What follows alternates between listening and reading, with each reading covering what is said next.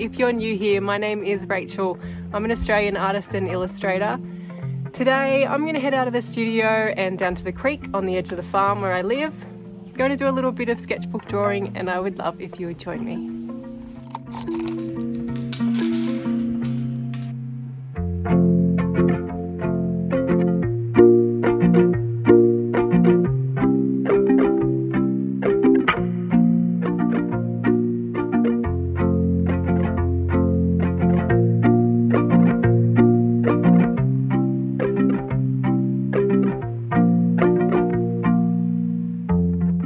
So this little waterway is a very special place for me to visit.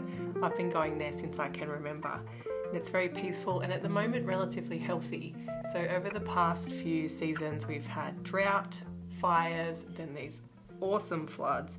So there's just been really extensive damage to the riverbanks, but the water itself seems to be really healthy.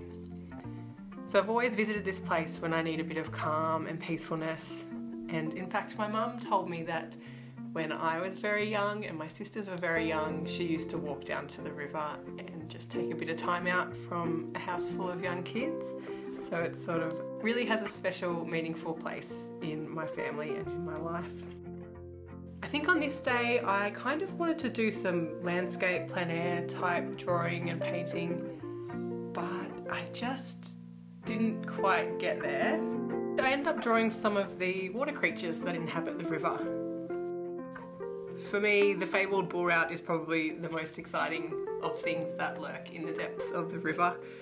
They're a hugely venomous freshwater stonefish, and it lives in the reeds. So if you walk through the reedy parts of the river with bare feet and you step on one of these guys, you experience the most excruciating pain. And it was something that we were warned about as kids over and over again, and we never ever saw one until I was much older. So it was sort of this mythical creature that lived in the creek.